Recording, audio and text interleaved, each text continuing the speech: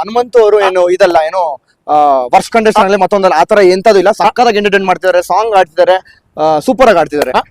ಅಣ್ಣ ಸಕ್ಕತ್ ಆಕ್ಟಿಂಗ್ ಮಾಡ್ತೆ ಕಣ, ಕಲಾವಿದ ಕಣ. ನಾನ್ ಸಿನಿಮಾ ಮಾಡಿಲ್ಲ ಅಣ್ಣ, ನೀವ್ ಸಿನಿಮಾ ಆ ಪ್ರಶ್ನೆಗೆ ನಾನು ಉತ್ತರ ಅಣ್ಣ. ಗೆಲ್ತಾರೆ ಅಂತ ನಾವೆಲ್ಲರೂ ಅನ್ಕೊಂಡಿರ್ತೀವಿ, ಆದ್ರೆ ಅಂತವ್ರು ಗೆಲ್ಲಲ್ಲ, ಉಲ್ಟಾ ಆಗತ್ತೆ, ಅದು ಆತರ ಆಗತ್ತೆ. ಅದಕ್ಕೋಸ್ಕರ ಎಸ್ ಇವತ್ತು ರಕ್ಷಕ್ ತಾಯಿಯವರ ಬರ್ತ್ಡೇಗೆ ಬಂದಿದ್ರಿ, ಅನಿಸ್ತು ಅಲ್ಲಿ ಸ್ಟಾರ್ಟ್ ಮಾಡ್ಬಿಡಿ. ತಾಯಿ ಎಲ್ರಿಗೂ ತಾಯಿನೇ. ನನ್ಗೆ ರಕ್ಷಕ್ ಒಂಥರ ಬ್ರದರ್ ಇದ್ದಂಗೆ. ಅವರ ಸಿಸ್ಟರ್ ಮದ್ವೆ ಲಾಸ್ಟ್ ಇಯರ್ ಆಯ್ತು. ರಕ್ಷಕ್ ಬಹಳ ಜವಾಬ್ದಾರಿ ತಗೊಂಡು ಮಾಡಿದ್ದು ಖುಷಿ ಇತ್ತು. ಅಣ್ಣ ಅದಕ್ಕೆ ಕರೆದಿರ್ಲಿಲ್ಲ ಅಣ್ಣ, ಅದು ಗೊತ್ತಾಗ್ಲಿ ಜನಕ್ಕೆ. ಇದಕ್ಕೆ ಕರೆದಿರು ಬಂದೆ ಅಣ್ಣ. ಹೊಸ ವರ್ಷ ಇವತ್ತು ನನ್ನ ಸಿನಿಮಾ ಸೆನ್ಸಾರ್ ಆಯ್ತು, ತುಂಬಾ ಖುಷಿಯಾಗಿದ್ದೆ. ಬೆಳಿಗ್ಗೆ ಫೋನ್ ಮಾಡ್ರಿ, ಏನ್ ಪ್ಲಾನು ಅಂದ್ರು. ಏನಿಲ್ಲ ರಕ್ಷಕ್ ಅಂತ ಅಣ್ಣ, ನಮ್ಮ ಅಮ್ಮನ ಬರ್ತಡೇ ಅಂದ್ರು. ಎಲ್ಲರಿಗೂ ತಾಯಿನೇ, ಅದೊಂದು ಜವಾಬ್ದಾರಿ, ಅದು ಮಗ ಮಾಡ್ತಾ ಇದ್ದಾರೆ, ಅದು ಹೆಮ್ಮೆ ಅದು.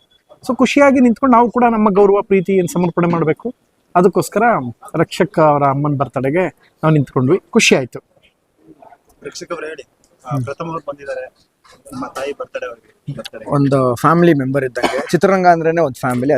ಅದೇ ತರ ನಾವೆಲ್ಲ ಡೈಲಿ ಮಾತಾಡ್ತಾ ಇರ್ತೀವಿ, ಡಿಸ್ಕಸ್ ಮಾಡ್ತಾ ಇರ್ತೀವಿ. ಏನೇ ಮಾತಾಡೋರು ಬರೀ ಸಿನಿಮಾ ಬಗ್ಗೆ ಮಾತ್ರ ಅದು ಏನು ಯಾವ ತರ ಮಾಡ್ಬೇಕು, ಏನ್ ಮಾಡ್ಬೇಕು ಅದ್ರ ಬಗ್ಗೆ ಮಾತ್ರ. ಈ ಸಿನಿಮಾ ಈ ತರ ಬಂತೇನೋ, ಅದಕ್ಕಿಂತ ಡಬಲ್ ಏನೋ ಮಾಡ್ಬೇಕು, ನೋ ಕಾಂಪಿಟೇಷನ್ಸ್, ಹೆಲ್ದಿ ಕಾಂಪಿಟೇಷನ್ಸ್ ಮಾತ್ರ, ಅದೇ ತರ ಮಾತಾಡ್ತಾ ಇರ್ತೀವಿ. ಇವತ್ತು ಬೆಳಗ್ಗೆ ಕಾಲ್ ಮಾಡಿದಾಗ ಅಣ್ಣ ಈ ತರ ಇದೆ ಬರ್ಡೇ ಅಂತ ಹೇಳಿದ್ರು, ಖಂಡಿತ ಬರ್ತೀನಿ ಅಂತ ಹೇಳಿದ್ರು, ಇವತ್ತು ಬಂದಿದ್ದಾರೆ.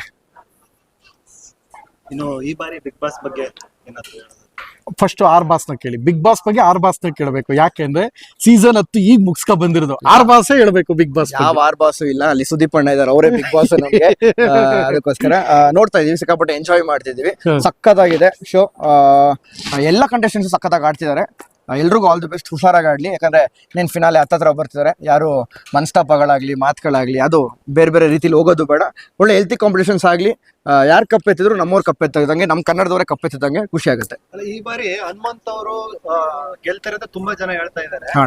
ನೀವು ನೋಡ್ತಾ ಇದ್ದೀರಿ ಸಿಂಪಲ್, ಆ ಪ್ರಶ್ನೆಗೆ ನಾನು ಉತ್ತರ ಅಣ್ಣ. ಗೆಲ್ತಾರೆ ಅಂತ ನಾವೆಲ್ಲರೂ ಅನ್ಕೊಂಡಿರ್ತೀವಿ, ಆದ್ರೆ ಅಂತವ್ರು ಗೆಲ್ಲಲ್ಲ, ಉಲ್ಟಾ ಆಗತ್ತೆ, ಅದು ಆತರ ಆಗುತ್ತೆ. ಅದಕ್ಕೋಸ್ಕರ ಅನ್ಕೊಂಡಿರೋರೆಲ್ಲ ಗೆಲ್ಬೇಕಂತ ಹೇಳಿದ್ರೆ ಬಿಗ್ ಬಾಸ್ ಜನ ಇವರೇ ಗೆಲ್ತಾರೆ ಅಂತ ಹೇಳಿದ್ರು. ಯಾರು ಗೆಲ್ಬೇಕಾಗಿ ಹಂಗಂದ್ರೆ ಇವಾಗ ಪಕ್ಕದಲ್ಲಿ ವಿನ್ನರ್ ಇದಾರಲ್ಲ, ನಾವು ಅನ್ಕೊಂಡಿರಲ್ಲ ಇವ್ರ ಗೆಲ್ತಾರೆ ಅಂತ, ಇನ್ನೊಬ್ರು ಇವ್ರು ಗೆದ್ರು ಅಂತ ಇವ್ರಿಗೊಂದು ಪ್ರಶ್ನೆ. ಇವಾಗ ಹಂಗೇನಿಲ್ಲ, ಯಾರೇ ಗೆದ್ರು ಕನ್ನಡದವರ ಗೆದ್ದಂಗೆ ಅಂತ ಅವತ್ತು ಹೇಳಿದೀವಿ. ಅದಕ್ಕೋಸ್ಕರ ಖಂಡಿತ ಹನುಮಂತು ಅವರು ಏನು ಇದಲ್ಲ ಏನೋ ವರ್ಷ ಕಂಡೀಷನ್ ಅಲ್ಲಿ ಮತ್ತೊಂದಲ್ಲ ಆತರ ಎಂತದು ಇಲ್ಲ, ಸಕ್ಕತ್ತಾಗಿ ಎಂಟರ್ಟೈನ್ ಮಾಡ್ತಿದ್ದಾರೆ, ಸಾಂಗ್ ಆಡ್ತಿದ್ದಾರೆ, ಸೂಪರ್ ಆಗಿ ಆಡ್ತಿದ್ದಾರೆ. ಅಣ್ಣ ಸಕ್ಕತ್ ಆಕ್ಟಿಂಗ್ ಮಾಡ್ತೆ ಕಣ, ಕಲಾವಿದ ಕಣ. ನಾನ್ ಸಿನಿಮಾ ಮಾಡಿಲ್ಲ ಅಣ್ಣ, ನೀವ್ ಸಿನಿಮಾ ಮಾಡಿ ಆಕ್ಟಿಂಗ್ ಮಾಡ್ತೀರಾ. ಆಯ್ತು. ಸೊ ಆಕ್ಚುಲಿ ಒಂದು ತಿಳ್ಕೊಳ್ಳಿ, 17 ಜನ ಮನೆಗೆ ಯಾರು ಹೋಗಿದ್ದಾರೆ, 17 ಜನ ಗೆಲ್ಲುವಂತ ಕ್ಯಾಂಡಿಡೇಟ್ಸ್. ಯಾರೇ ಗೆದ್ರು ಖುಷಿ. ಗೆದ್ದವರು ಸೆಕೆಂಡ್ ರನ್ನರ್ ಅಪ್ ಗಿಂತ ಒಂದು 5 ಓಟ್ ಜಾಸ್ತಿ ತಗೊಂಡಿರ್ತಾರೆ ಅಷ್ಟೇ. ಅದು ಬಿಟ್ರೆ ಎಲ್ಲರೂ ಜನರ ಪ್ರೀತಿ ಗಳಿಸಿರೋರೆ.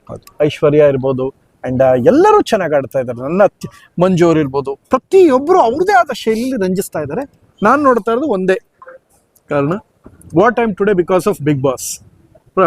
ಸುದೀಪ್ ಸರ್ ನಡೆಸ್ಕೊಳ್ಳೋ ರೀತಿ ಇರ್ಬೋದು, ಅವರ ಭಾಷಾ ವೈಖರಿ, ಅವರ ಒಂದು ಸ್ಪೆಷಲ್ ಆಟಿಟ್ಯೂಡ್, ಮ್ಯಾನರಿಸಮ್, ಇದೆಲ್ಲವೂ ಜನಕ್ಕೆ ಇಷ್ಟ ಆಗಿದೆ. 11 ಸೀಸನ್ ಒಬ್ಬ ನಟ ಯಾವ ಭಾಷೆಯಲ್ಲೂ ಆಗಿಲ್ಲ. ಅದಕ್ಕೆ ಇಷ್ಟು ಸಕ್ಸಸ್. ಯಾಕೆ ಅಂದರೆ ತೆಲುಗು ತಮಿಳಲ್ಲೆಲ್ಲ 1-2 ಸೀಸನ್ ಚೇಂಜ್ ಆಗ್ತಾ ಇರ್ತಾರೆ. ಸೊ ಸುದೀಪ್ ಸರ್ ಕ್ಯಾಲಿಬರ್ ಹಂಗಿದೆ, ಅವ್ರು ತಗೊಂಡು ಹೋಗಿದ್ದಾರೆ. ಆ್ಯಂಡ್ ಅಷ್ಟೇ ಅದ್ಭುತವಾದ ಟೀಮ್ ಇದೆ, ಟೆಕ್ನಿಕಲ್ ಟೀಮ್ ಇದೆ ಕಲರ್ಸಲ್ಲಿ. ನಮ್ಮ ಪ್ರಶಾಂತ್ ನಾಯಕ್ ಸರ್ ಆ್ಯಂಡ್ ಪ್ರಶಾಂತ್ ಅವರು ಇಬ್ರು ಜೋಡೆತ್ತು. ಪ್ರಶಾಂತ್ ನಾಯಕ್ ಸರ್ ಅಂಡ್ ಪ್ರಕಾಶ್ ಅವರು ಇಬ್ರು ಜೋಡೆತ್ತು. ಬಿಗ್ ಬಾಸ್ ಡೈರೆಕ್ಟರ್ ಮತ್ತೆ ಕಲರ್ಸ್ ಹೆಡ್ ಅವರಿಬ್ರು ಕೂತ್ಕೊಂಡು ತುಂಬಾ ಚೆನ್ನಾಗಿ ಮಾಡಿದ್ದಾರೆ, ಚೆನ್ನಾಗಿ ಆಗ್ತಾ ಇದೆ. Once again all the best, ಎಲ್ಲರಿಗೂ ಒಳ್ಳೇದಾಗ್ಲಿ. ಯಾರೇ ಗೆದ್ರು ಹೇಳ್ದಂಗೆ ನಮ್ಮವ್ರೆ, ತುಂಬಾ ಅರ್ಹರು ಎಲ್ಲರೂ ಇದ್ದಾರೆ ಈ ಸಲ. ಅದ್ಭುತವಾದ ಆಟಗಾರ ಧನರಾಜ್ ಅವರದೇ ಶೈಲಿ ಕಾಮಿಡಿ ಚೆನ್ನಾಗಿ ಮಾಡ್ತಾ ಇದ್ರೆ, ಒಳ್ಳೇದಾಗ್ಲಿ ಅಂತ ರೆಸ್ಪೆಕ್ಟ್. ನಾನು ಮೊದಲೇ ಹೇಳಿದ್ದೀನಿ, ನೆನ್ನೆನೇ ಒಂದು ಪೋಸ್ಟ್ ಹಾಕ್ಬಿಟ್ಟಿದ್ದೀನಿ, ಈ ವರ್ಷದಿಂದ ನೋ ನಾನ್ ವೆಜ್. ಕಾಂಟ್ರವರ್ಷಿಯಲ್ ಇರೋಂಥ ರೋಡ್ಗೂ ಕೂಡ ನಾನು ಕಾಲಿಡಲ್ಲ ಅಂತ ಹೇಳಿದ್ದೀನಿ. ನೀವು ಅದ್ರ ಬಗ್ಗೆ ಮಾತ್ರ ಕೇಳಿದ್ರೆ ಹೇಳ್ತೀನಿ. ನಮ್ ಇವತ್ತು ಖುಷಿಯಾಗಿರೋದು ಯಾಕೆಂದ್ರೆ ನೆನ್ನೆ ಡಿಸೆಂಬರ್ 31, ಈ ವರ್ಷ ರಕ್ಷಕ್ 2 ಖುಷಿ. ವರ್ಷ ಎಂದೇ ಖುಷಿನ ಶುರುವಾಯ್ತು. ಏನಂತಂದ್ರೆ ಡಿಸೆಂಬರ್ 31 ಕಟ್ಟ ಕಡೆ ಸೆನ್ಸಾರ್ ಆಗಿದ್ದಂದ್ರೆ ನೆನ್ನೆ ನನ್ನ ಸಿನಿಮಾ. ಹೊಸ ವರ್ಷದ ಫಸ್ಟ್ ಗುಡ್ ನ್ಯೂಸ್ ಬಂದಿದ್ದೆ ನನಗೆ, ಶಿವಣ್ಣ ಸರ್ ಹೆಲ್ತ್ ವಿಚಾರದ ಮುಗಿದ ತಕ್ಷಣ. ನೆಕ್ಸ್ಟ್ ಬಂದಿದ್ದು ನನ್ನ ಸಿನಿಮಾ ಸೆನ್ಸಾರ್ ಕಾಪಿ ಸರ್ಟಿಫಿಕೇಟ್ ಬಂತು. ಬರೀ ಗುಡ್ ನ್ಯೂಸೇ ಕೇಳ್ಕೊಂಡು ಖುಷಿ ಆಗಿದ್ದೀನಿ. ಅಷ್ಟೊತ್ತಿಗೆ 6 ಬಾಸಿಂದ ಒಂದು ಗುಡ್ ನ್ಯೂಸ್ ಬಂತು, ಅಣ್ಣ ನಮ್ಮ ಅಮ್ಮನ ಬರ್ತಡೇ. ಅದು ಇನ್ನೂ ಖುಷಿ. ಗ್ಯಾಪ್ ಕೊಟ್ಬಿಟ್ಟು ಗುಡ್ ನ್ಯೂಸ್ ಅಂದ್ರೆ ಇನ್ನೊಂದೇನೋ ಅನ್ಕೊಂತಾರೆ.